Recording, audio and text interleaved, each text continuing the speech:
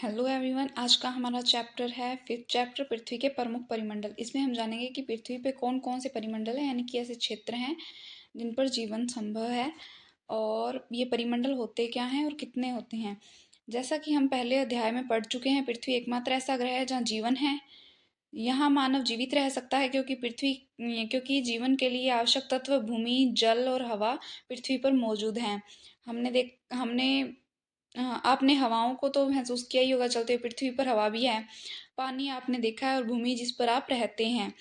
पृथ्वी की सतह ऐसी है जिसमें पर्यावरण के तीन प्रमुख घटक आपस में मिलते हैं तथा एक दूसरे को प्रभावित करते हैं। पृथ्वी का ठोस भाग जिस पर हम रहते हैं उसे भूमंडल कहते हैं। पृथ्वी हमारी ऐसे गोलाकार है और इसका जो बाहरी भाग है ये बहुत ठोस है, और इस पर हम रहते हैं, इसे बोला जाता है भूमंडल। इसे भूमंडल कहा जाता है। गैस की परतें जो पृथ्वी को चारों ओर से घेरती है उसे वायुमंडल कहा जाता है। आपने जो हवाएं देखी हैं, कुछ गैसों के बारे में सुना है, वो हमारी ये पृथ्वी की सतह है। ये इसके काफी ऊंचाई तक पाई जाती है। इसे पृथ्वी का वायुमंडल बोला जाता है, जहाँ ऑक्सीजन, नाइट्रोजन, कार्बन डाइऑक्साइड तथा और भी अन्य गैसें पाई जाती है। पृथ्वी के बहुत बड़े भाग पर जल पाया जाता है, जिसे जल मंडल कहा जाता है। आपने जलाशयों के बारे में, नदियों के बारे में सुना, और बहुत सारी नदियां होती है, आप डेली पानी पीते हैं। तो इस प्रकार की जल की जो अवस्थाएं शामिल होती है, बर्फ, जल और जलवाष्प, इनको जल मंडल बोला जाता है संयुक्त रूप से। बर्फ कैसे? जो ऊंचे ऊंचे पहाड़ होते हैं उनके ऊपर काफी बर्फ गिरती है, और कई बार जो ज्यादा ऊंचे एरिया होते हैं वहां पे बर्फ वैसे भी जमी हुई रहती है, क्योंकि काफी ऊंचाई पर स्थित होते हैं, वहां तापमान कम होता है। जल के बारे में आप जानते हैं, इसमें जलवाष्प भी सम्मिलित होती है। जलवाष्प होती है वायुमंडल, जो होता है हमारी हवाएं जो होती है वायुमंडल, उसके अंदर जो नमी होती है उसको जलवाष्प बोलते हैं। यहाँ कुछ वर्ड्स दिए गए हैं ग्रीक भाषा में है ये सारे वर्ड्स। इसमें सबसे पहला है लिथोस्फेयर। लिथोस्फेयर का मतलब होता है भूमंडल। लिथोस्फेयर में जो ये लिथोस है, इसका अर्थ होता है पत्थर, यानी कि जो हमारी पृथ्वी की सतह है वो कठोर है, वो पत्थर की बनी हुई है, इसलिए इसको भूमंडल बोला जाता है। दूसरा शब्द है एटमोस्फेयर। एटमोस्फेयर, इसमें जो एटमोस है उसका अर्थ होता है वाष्प, यानी कि जो हमारी पृथ्वी के आसपास गैसें और वाष्प पाई जाती है, इसलिए उसको एटमोस्फेयर बोला जाता है, और उसका अर्थ होता है वायुमंडल। और एक होता है हाइड्रोस्फेयर। हाइड्रोस्फेयर हाइड्रोस्फेयर में जो हाइड्रो होता है इसका अर्थ होता है जल, यानी कि जल मंडल। हाइड्रोस्फेयर का मतलब होता है जल मंडल। और बायोस्फेयर का अर्थ होता है जीवन, यानी कि जीव मंडल। जीव मंडल एक सीमित क्षेत्र होता है जहाँ स्थल, जल और हवा एक साथ मिलते हैं, जहाँ सभी प्रकार के जीवन पाए जाते हैं, इसलिए इसको बायोस्फेयर बोला जाता है, क्योंकि इसका मतलब भी जीव मंडल ही होता है। अब हम जानते हैं कि भूमंडल क्या होता है। पृथ्वी के ठोस भाग को भूमंडल बोला जाता है। यह भूप्रपट्टी की चट्टानों और मिट्टी की पतली परतों का बना होता है, जिसमें जीवों के लिए पोषक तत्व होते हैं। हमारी जो भूप्रपट्टी है, जो ये जिस पर हम रहते हैं, ये पतली मिट्टी की परतों की बनी होती है, इस पर चट्टानें भी होती है, जिसमें जीवों के लिए पोषक तत्व पाए जाते हैं। हमारी भूप्रपट्टी धरातल पर जिस पर हम रहते हैं वहाँ पोषक तत्व होते हैं, इसलिए तो वहाँ पेड़ पेड़ पौधे उग सकते हैं ना। पृथ्वी की सतह को दो मुख्य भागों में बांटा जा सकता है, जिसमें स्थलीय भूभागों को महाद्वीप के नाम से जाना जाता है, तथा बड़े जलाशयों को महासागरीय बेसिन के नाम से जानते हैं। हमारी पृथ्वी को जब हम मानचित्र के रूप में बनाते हैं, ग्लोब को, तो उसमें कुछ बड़े बड़े भूखंड हमें दिखाई देते हैं। 7 भूखंड, उनको बोला जाता है महाद्वीप। और महासागरीय बेसिन उनको बोला जाता है जो इनके बीच में बहुत पानी भरा होता है, इनको महासागर कहते हैं। विश्व के सभी महासागर आपस में एक दूसरे से जुड़े हुए हैं। विश्व के मानचित्र में हम समझेंगे कि कैसे एक दूसरे से जुड़े हुए हैं। समुद्री जल का तल सभी जगह समान होता है। स्थल की ऊंचाई को समुद्र तल से मापा जाता है, जिसे शून्य माना जाता है। हमारा जो भूमंडल है उसे भूप्रपट्टी भी बोल सकते हैं हम, ठीक है। और वो कुछ ऐसे बना होता है जिसमें यहाँ पानी भरा होता है, इसे हम महासागर बोलते हैं। और ये हमारा स्थल मंडल होता है जिस पर हम रहते हैं। ये हमारा स्थल मंडल होता है जिस पर हम रहते हैं। क्योंकि अब इस पर हम रहते हैं और इसके ऊपर कुछ पहाड़, पर्वत, पठार भी होते हैं, तो उनमें से जिसकी भी दूरी मापी जाती है ना, वो यहाँ से मापी जाती है, क्योंकि इसे जीरो माना जाता है। हमारे समुद्र, जो भी समुद्र तल होते हैं उसको जीरो माना जाता है। उससे ऊपर जितनी भी ऊंचाई पर चीजें होगी उसको उतनी ऊंचाई पर माना जाएगा। अब मान लीजिए हम माउंट एवरेस्ट की ऊंचाई माप रहे हैं, तो माउंट एवरेस्ट की ऊंचाई हम समुद्र तल से मापेंगे कि ये समुद्र तल से 8,848 मीटर ऊंचा है। विश्व का सबसे ऊंचा पर्वत माउंट एवरेस्ट समुद्र तल से 8,848 मीटर ऊंचा है। इसी तरह कोई भी जो स्थल के ऊपर संरचना होती है उसकी ऊंचाई हम, जो प्राकृतिक संरचना होती है उसकी ऊंचाई हम समुद्र तल से मापते हैं, क्योंकि इसको जीरो माना जाता है। विश्व का सबसे गहरा प्रशांत महासागर का मैरियाना गर्त है। ऐसे हमारा मान लीजिए, ऐसे हमारी महासागर का समुद्र तल होता है, इसके अंदर कुछ ऐसे गहरी खाइयां होती है जिसको बोला जाता है गर्त। ये जो मैरियाना गर्त है, जो हमारे इसे मानते हैं हम समुद्र तल। इससे कुछ ऐसे गहरा गड्ढा बना हुआ है जो बहुत गहरा है प्रशांत महासागर में, इसे गर्त बोला जाता है। इसकी गहराई 11,022 मीटर है। क्या आपने कभी कल्पना की है कि समुद्र की गहराई पृथ्वी के सबसे ऊंचे भाग से कितनी अधिक हो सकती है? ये सिर्फ 8,848 मीटर है और ये 11,022 मीटर है। आप कल्पना कर सकते हैं कि ये कितना गहरा होगा। इसमें कुछ हम तथ्य जान लेते हैं। न्यूजीलैंड के एडमंड हिलेरी तथा भारत के तेंजिंग नार्गे शेरपा 29 मई 1953 को पृथ्वी के सबसे ऊंचे पर्वत शिखर माउंट एवरेस्ट चढ़ने वाले प्रथम व्यक्ति थे। जो माउंट एवरेस्ट है उस पर सबसे पहले चढ़े थे ये न्यूजीलैंड के एडमंड हिलेरी और भारत के तेंजिंग नार्गे शेरपा। उसके बाद जापान की जो जुंको तोबई है वो विश्व की पहली महिला बनी थी जिसने माउंट एवरेस्ट पर कदम रखा था 1975 में। लेकिन भारत की पहली महिला थी बिशेंद्री पाल, जो पहली बार माउंट एवरेस्ट पर चढ़ी थी। भारत की पहली महिला बिशेंद्री पाल।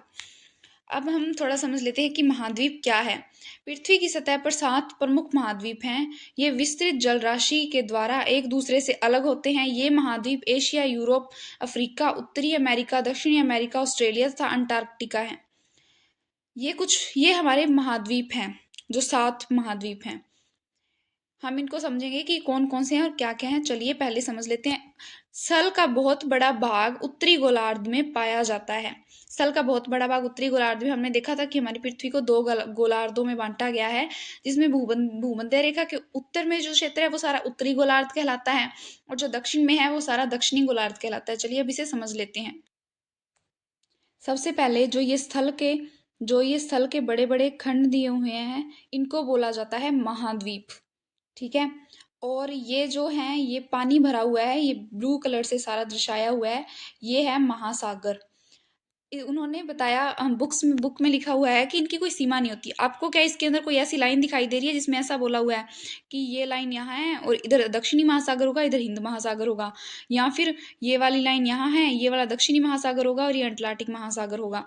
नहीं ना, इनकी कोई सीमा नहीं होती, बल्कि इनको भूमध्य रेखाओं के और ये जो रेखाएं होती हैं इनके अनुसार इन्हें बांटा गया है, जो अक्षांश और देशांतर होते हैं।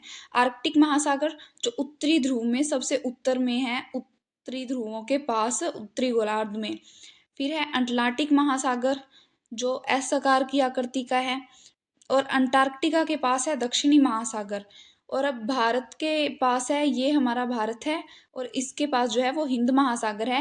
हिंद महासागर केवल ऐसा महासागर है जिसका नाम किसी देश के नाम पर है। और ये प्रशांत महासागर है और ये भी।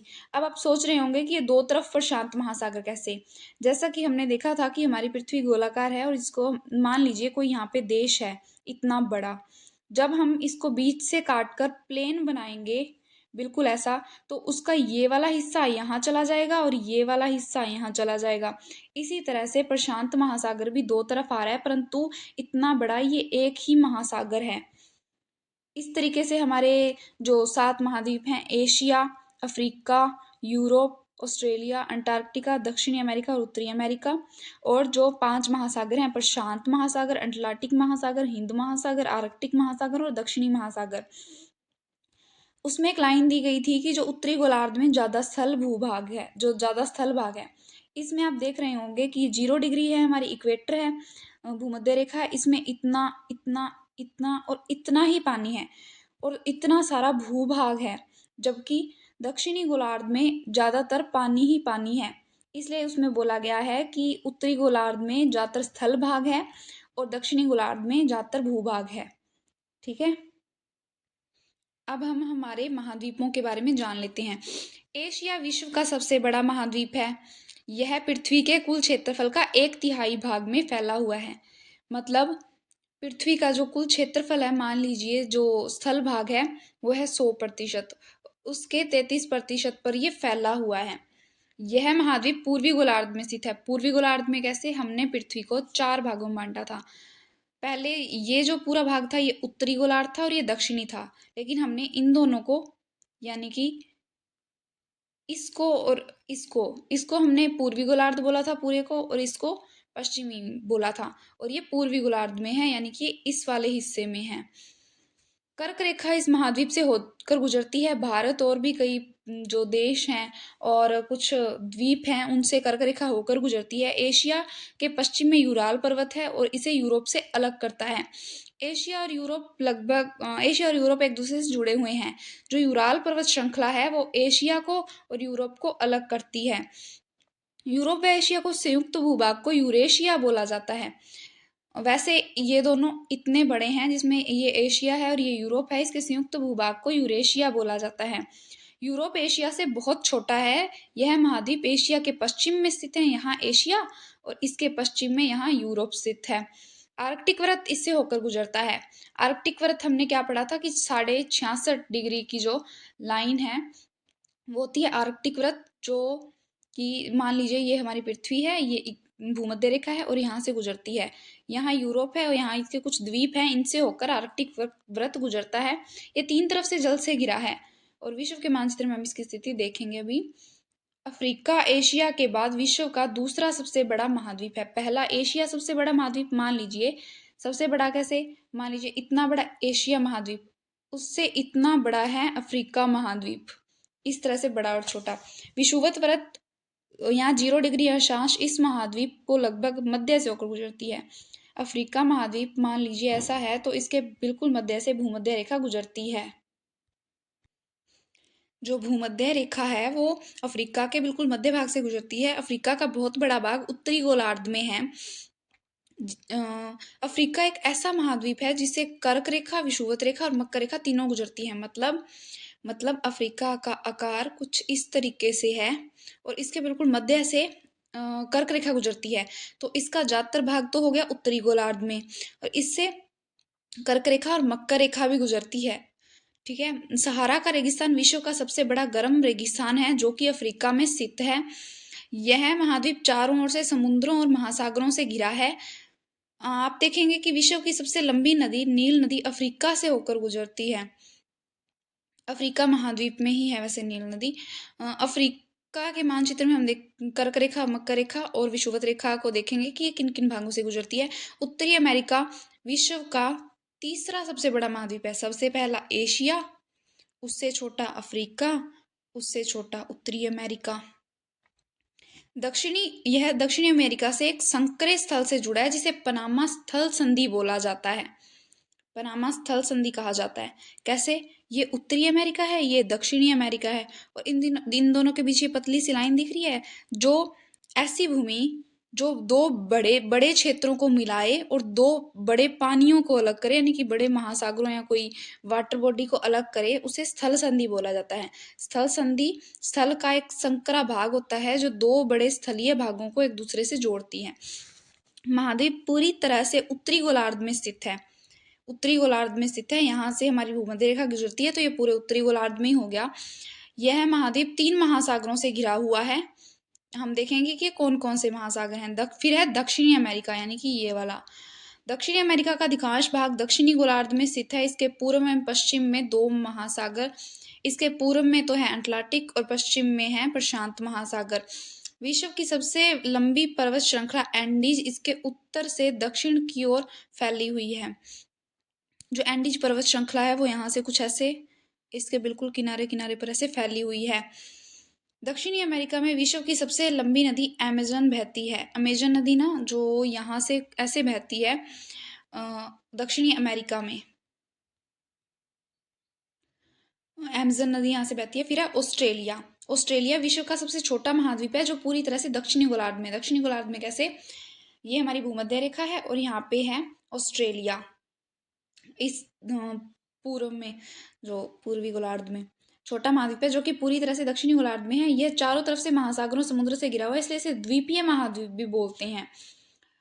द्वीपीय महाद्वीप क्योंकि ये ऐसे है, छोटा सा द्वीप की तरह है और इसके चारों तरफ पानी है, इसलिए इसे द्वीपीय महाद्वीप बोलते हैं। जबकि बाकी के ये दो हैं, ये दो स्थल संधि से जुड़े हुए हैं। यहाँ यूरोप और एशिया और अफ्रीका थोड़े जुड़े हुए हैं, लेकिन ये सबसे अलग थलग पड़ा है, इसलिए इसे द्वीपीय महाद्वीप बोलते हैं। अंटार्कटिका एक बहुत बड़ा महाद्वीप है जो दक्षिणी गोलार्ध में स्थित है। दक्षिणी ध्रुव इस महाद्वीप के मध्य में स्थित है। मध्य में कैसे? मान लीजिए हमारी पृथ्वी का ऊपरी भाग है और ये हमारी 66.5 डिग्री की रेखा हो जाएगी, और यहाँ कुछ इस तरीके से अंटार्कटिका है, और दक्षिणी ध्रुव इसके बिल्कुल मध्य में है। ये पूरा दक्षिणी गोलार्ध में है। दक्षिणी गोलार्ध में कैसे? यहाँ है ये पूरा पूरा का पूरा दक्षिणी गोलार्ध में। चूंकि यह दक्षिणी ध्रुव में स्थित है, इसलिए हमेशा बर्फ की मोटी परतों से ढका रहता है। यहाँ हमेशा बर्फ जमी रहती है, यहाँ कोई भी मानव नहीं रहता। ये यहाँ पे कुछ शोध केंद्र हैं, मतलब कुछ एक्सपेरिमेंट वगैरह करने के लिए वहाँ पे जाया, अलग अलग देशों ने अपने शोध केंद्र बनाए हैं, शोध संस्थान बनाए हैं, लेकिन वहाँ रहता कोई नहीं है। ऐसा महाद्वीप जहाँ कोई नहीं रहता वो है अंटार्कटिका। इनके जो शोध केंद्र है हमारे भारत के, उनमें दो के नाम है, मैत्री और भारती। अब हम थोड़ा महाद्वीपों के बारे में जान लेते हैं मैप में। तो ये देखिए, सबसे बड़ा है एशिया। एशिया महाद्वीप सबसे बड़ा महाद्वीप है, जो कि यहाँ है। और यहाँ यूरोप है, यूरोप है। और यहाँ यूराल पर्वत श्रृंखला इन दोनों को अलग करती है, इन दोनों को संयुक्त रूप से यूरेशिया बोला जाता है। यूरोप महाद्वीप के जस्ट ऊपर है आर्कटिक महासागर, उसके बाद है। और ये देखिए, एशिया के इतने सारे भूभाग से जो हैं वो कर्क रेखा गुजरती है। हमारा भारत यहाँ है, और यहाँ चीन और कुछ देश हैं, और यहाँ हमारा अरब प्रायद्वीप है। इस तरीके से यहाँ से भूमध्य रेखा गुजरती है। उसके बाद बात करते हैं अफ्रीका की। अफ्रीका में यहाँ तीनों 0 डिग्री कर्क रेखा और मकर रेखा गुजरती हैं। अफ्रीका के पूर्व में हिंद महासागर, पश्चिम में अटलांटिक महासागर है।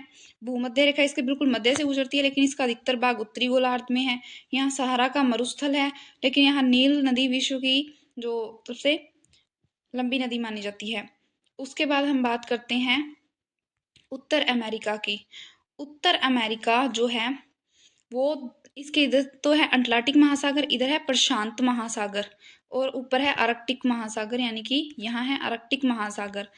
दक्षिणी गोलार्ध की अगर हम बात करें तो दक्षिणी गोलार्ध में यहाँ है एंडीज पर्वत श्रृंखला, यहाँ है एंडीज पर्वत श्रृंखला, और यहाँ अमेजन नदी बहती है। और ये 0 डिग्री है, और इसका अधिकतर भाग जो है दक्षिणी गोलार्ध में है, क्योंकि अधिक यहाँ इतना इतना बड़ा हिस्सा इसका दक्षिणी गोलार्ध में है। उसके बाद हम बात करते हैं ऑस्ट्रेलिया की। ये ऑस्ट्रेलिया है, इसे द्वीपीय महाद्वीप बोला जाता है, और इसके इधर प्रशांत महासागर, हिंद महासागर है। ये हमारा अंटार्कटिका है, और दक्षिणी ध्रुव इसके बिल्कुल यहाँ पे मध्य में स्थित है। ठीक है, इस प्रकार ये हमारा विश्व का मानचित्र है।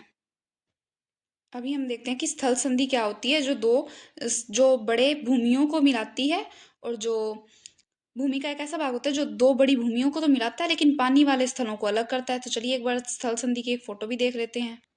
ये एक स्थल संधि है, ये एक स्थल संधि है। जो ये वाला भूमि का एरिया है, और जहाँ से ये फोटो खींची गई है ये भी एक भूमि का एरिया है।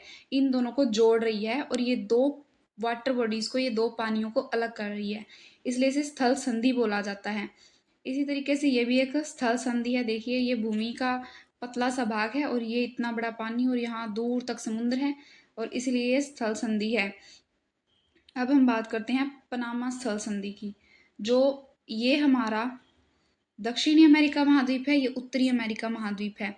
उत्तरी अमेरिका और दक्षिणी अमेरिका महाद्वीप को यहाँ से भूमि का पतला सा हिस्सा जोड़ता है। यहाँ पनामा देश है, और यहाँ इसलिए इसको पनामा स्थल संधि बोला जाता है। ठीक है, उसके बाद हम बात करते हैं जल संधि की। जल संधि पानी का एक संकरा भाग होता है, जो दो बड़ी जल राशि जैसे समुद्रों तथा महासागरों को एक दूसरे से जोड़ता है। ये पानियों को तो जोड़ता है, परंतु स्थल भागों को अलग करता है। मतलब मान लीजिए अगर ये दो महाद्वीप ऐसे होते, ये दो, तो इनके बीच में जो होती वो होती जल संधि। क्योंकि जल संधि जो है वो इधर इधर और इधर दो पानियों को तो मिला रही है, परंतु दो स्थल भागों को अलग कर रही है। भारत और श्रीलंका के बीच कौन सी जल संधि है? भारत और श्रीलंका है, उनके बीच यहाँ है पाक जल संधि। पाक जल संधि। ये है जल संधि। देखिए, ये पानियों को तो मिला रही है, लेकिन जो स्थल खंड है, जो भूमि का हिस्सा है, उन दोनों को अलग कर रही है। इसमें देखिए, इसमें ये जो दो बड़े भू क्षेत्र हैं, इनको अलग कर रही है, लेकिन पानियों को मिला रही है। दो बड़े भू क्षेत्रों को अलग करने वाली और पानी को मिलाने वाले जो क्षेत्र होता है, उसको बोला जाता है जल संधि, यानी कि जो पानी को मिलाए। जबकि जो दो बड़े महाद्वीपों या स्थल खंडों को मिलाने वाली और पानियों को अलग करने वाली, उसे बोला जाता है स्थल संधि। ये है भारत और श्रीलंका के बीच पाक जल संधि। ये हमारा श्रीलंका है और ये भारत है, इनको अलग करती है पाक जल संधि, पाक स्ट्रेट। यहाँ है मन्नार की खाड़ी, यहाँ हमारा तमिलनाडु राज्य है, और यहाँ श्रीलंका है। इन दोनों को अलग करती है पाक जल संधि। इसके बाद हम बात करते हैं जलमंडल की। जलमंडल क्या होता है? जलमंडल, पृथ्वी को नीला ग्रह कहा जाता है। पृथ्वी का 71% भाग जल तथा 29% भाग स्थल है। मतलब पृथ्वी का ऐसे हमने देखा कि यहाँ महाद्वीप हैं, ये तो स्थल भाग है सारा, ये तो है 29%, लेकिन जो पानी भरा हुआ है 71%, वो है जलमंडल। जलमंडल में जल के सभी रूप उपस्थित होते हैं, जिसमें महासागर, नदियां, झीलें, हिमनदियां, भूमिगत जल, वायुमंडल की जलवाष्प आदि सम्मिलित होते हैं। पृथ्वी पर पाए जाने वाले जल का 97% से अधिक भाग महासागरों में पाया जाता है। मान लीजिए हमारी पृथ्वी पर पाया जाने वाला सारा का सारा पानी ये है, इसका इतना जो है ये है महासागरों में, और ये सारा खारा पानी है, बिल्कुल जो जिस पानी में नमक घुला होता है ना, वैसा पानी, खारा पानी होता है वो। ये इतना खारा है कि मानव उपयोग में नहीं आ सकता। ये बहुत खारा पानी, इसे हम उपयोग नहीं कर सकते। शेष जल का बहुत बड़ा भाग बर्फ की परतों और हिमनदियों और भूमिगत जल के रूप में पाया जाता है। बाकी का जो 3% बचा, 97% तो महासागरों का लवणीय जल है। बाकी का जो 3% है, उसका भी एक बहुत बड़ा भाग बर्फ की परतों, हिमनदियों और भूमिगत जल के रूप में, भूमिगत यानी कि जो धरातल के नीचे पाया जाता है। जल का बहुत कम भाग अलवण जल के रूप में है। केवल 1% जो पानी है ना, वो मानव उपयोग के लिए है, मनुष्य के जो इस्तेमाल में आता है। यही कारण है कि नीले ग्रह में रहने के बावजूद भी हम पानी की कमी महसूस करते हैं। आपने खबरें सुनी होगी कि पानी की बचत करो, बूंद बूंद पानी बचाओ। वो इसलिए बोला जाता है क्योंकि मानव उपयोग का पानी जो है वो सिर्फ 1% है, बाकी का 99% में से 97% जो है महासागरों में, और 2% है वो हिमनदियों, बर्फ में और भूमिगत जल के रूप में है। अब हम बात करते हैं महासागरों की।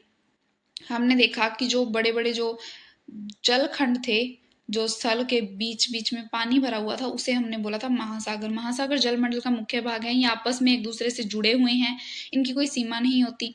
महासागरीय जल हमेशा गतिशील रहता है। तरंगे, ज्वार भाटा तथा महासागरीय धाराएं। महासागरीय जल की 3 प्रमुख गतियां हैं: तरंगे उठना, ज्वार भाटा और महासागरीय धाराएं। मतलब जैसे जो धरती पे नदियां बहती है ना हमारे धरातल पर, वैसे ही महासागरों के अंदर भी कुछ पानी कैसे लहरें, बड़ी बड़ी स्ट्रीम्स चलती हैं, जिन्हें महासागरीय धाराएं बोला जाता है। महासागर की 3 प्रमुख गतियां हैं। बड़े से छोटे आकार के आधार पर 5 महासागर हैं। सबसे बड़ा है प्रशांत महासागर, जिसे हमने मानचित्र के किनारों पर देखा था।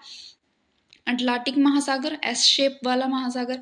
हिंद महासागर जो भारत के पास है, जिसका नाम एक देश के नाम पर है। दक्षिणी महासागर जो अटलांटिक के ऊपर है।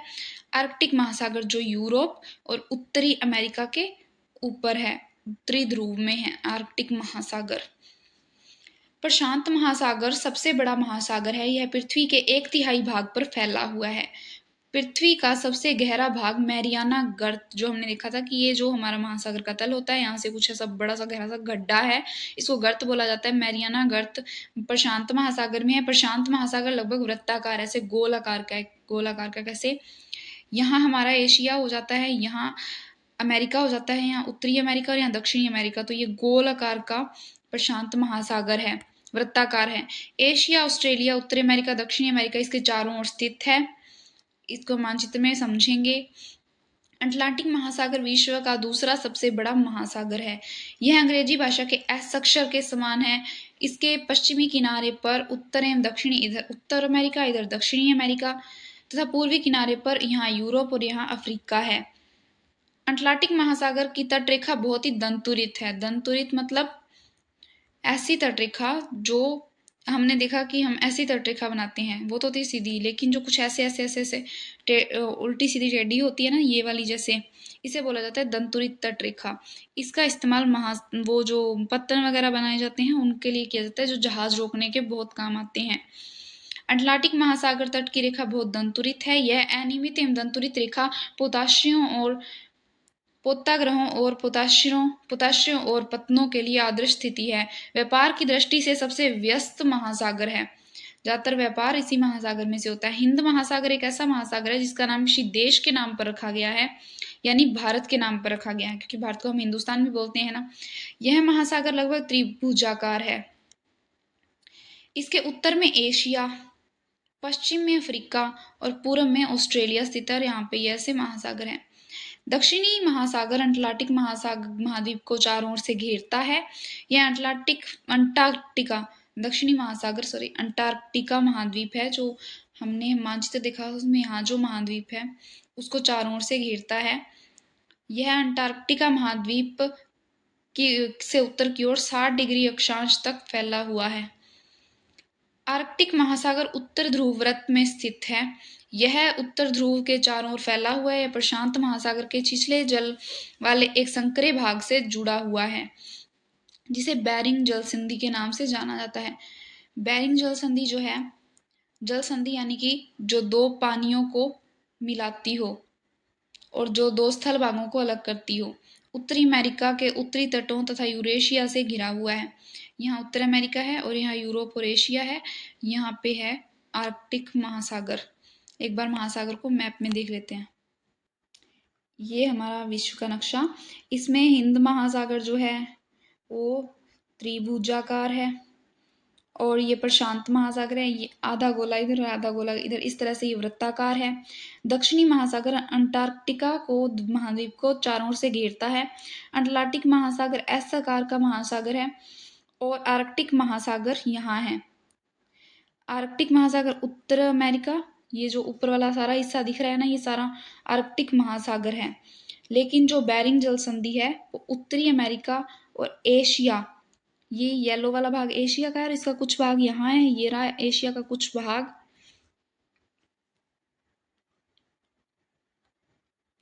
ये एशिया का कुछ भाग है। ये येलो कलर से एशिया कुछ भाग है और ये उत्तरी अमेरिका है। और यहाँ जो है हमारा ये अटलांटिक महासागर है ऊपर और नीचे प्रशांत महासागर है।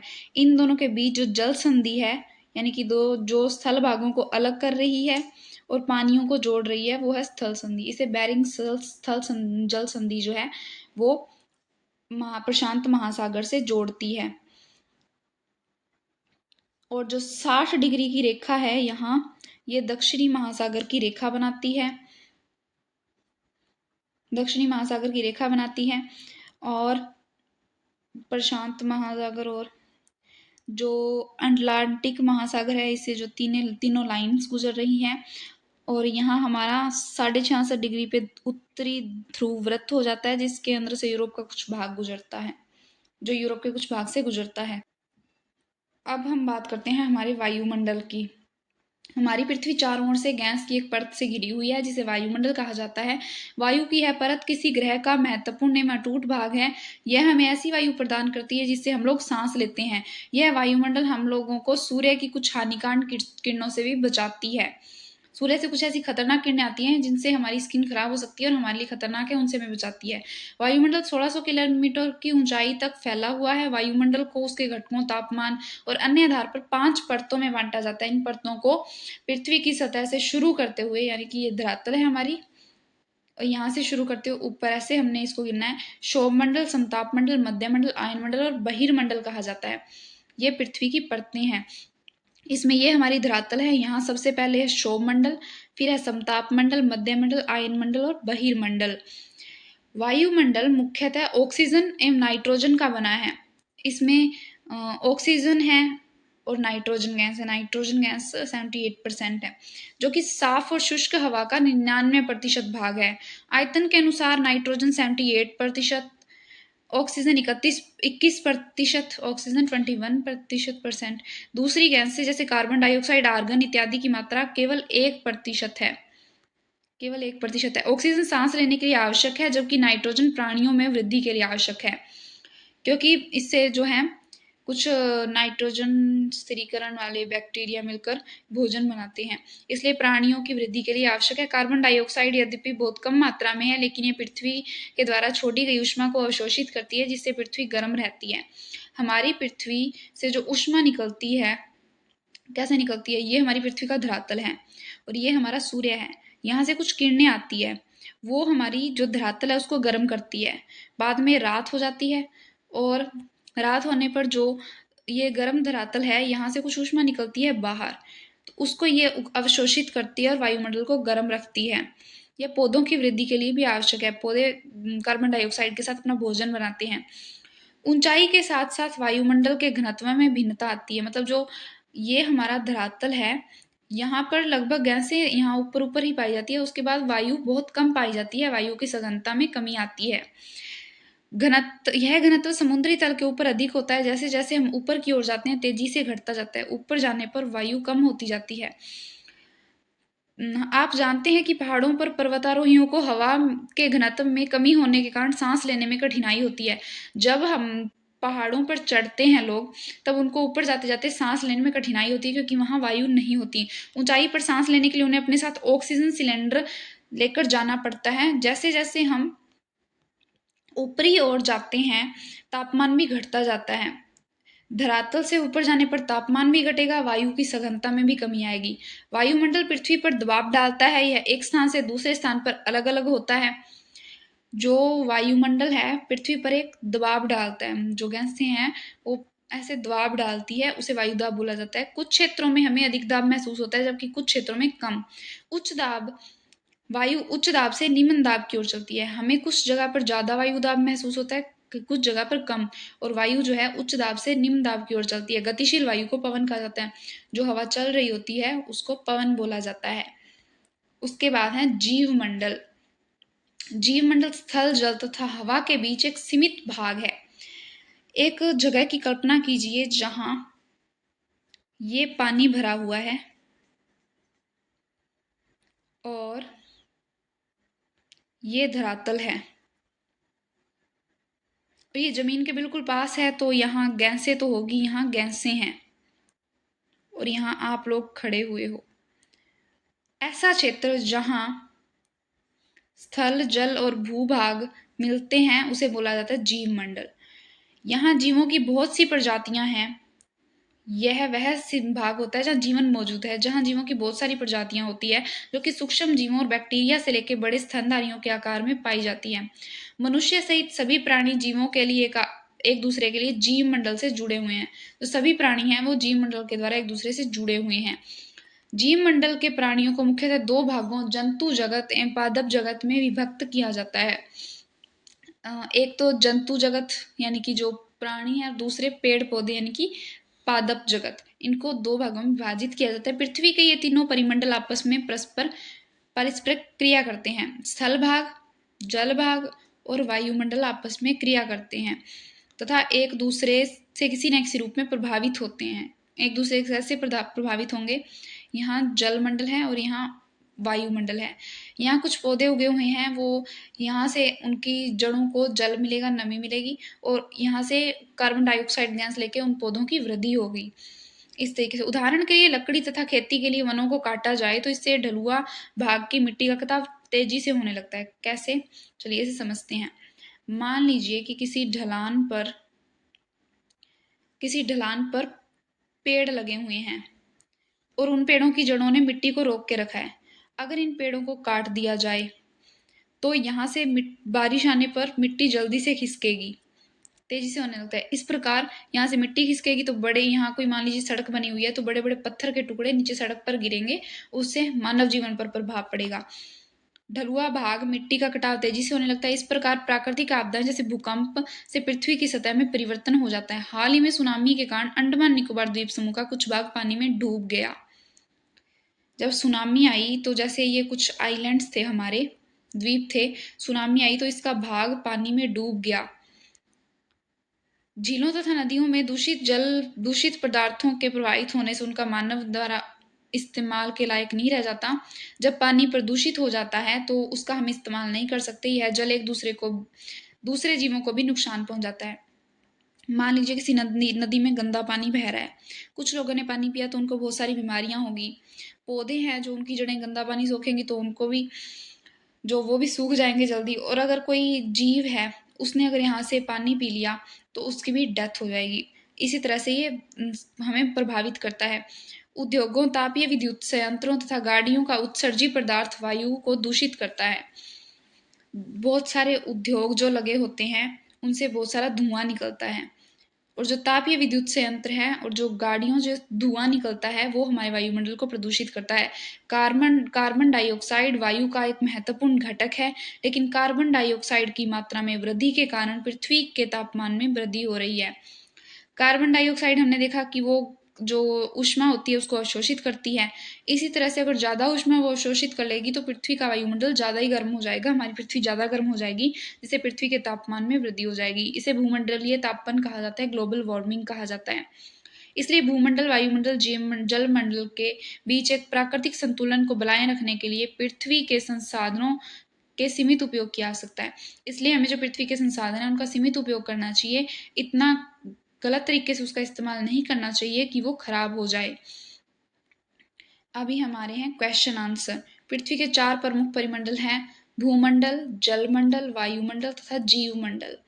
पृथ्वी के प्रमुख महाद्वीप हैं जो एशिया, अफ्रीका, उत्तर अमेरिका, दक्षिणी अमेरिका, यूरोप, ऑस्ट्रेलिया, अंटार्कटिका। 2 महाद्वीपों के नाम लिखिए जो पूरी तरह से दक्षिणी गोलार्ध में स्थित हों। 2 महाद्वीपों के नाम: अंटार्कटिका महाद्वीप और ऑस्ट्रेलिया महाद्वीप। वायुमंडल की परतों के जो नाम हैं, सबसे पहले क्षोभ मंडल, समताप मंडल, मध्य मंडल, आयन मंडल और बहिर्मंडल। पृथ्वी को नीला ग्रह इसलिए बोला जाता है क्योंकि इसके जो 71% पर पानी है। उत्तरी गोलार्ध को स्थलीय गोलार्ध क्यों कहा जाता है? क्योंकि पृथ्वी के जितने भी महाद्वीप हैं उनका पृथ्वी के स्थल भाग का लगभग आधे से ज्यादा उत्तरी गोलार्ध में स्थित है। जीवित प्राणियों के लिए जीवमंडल इसलिए महत्वपूर्ण है क्योंकि जब ये तीनों स्थल मंडल, वायुमंडल और जलमंडल एक साथ होते हैं तो वहाँ जीवन संभव होता है और इससे मानव के आसानी होती है। इसलिए जीवित प्राणियों के लिए जीवमंडल इंपॉर्टेंट है। कौन सी पर्वत श्रृंखला एशिया यूरोप को अलग करती है? यूराल पर्वत श्रृंखला। उत्तरी अमेरिका, दक्षिणी अमेरिका किससे जुड़े हुए हैं? स्थल संधि से।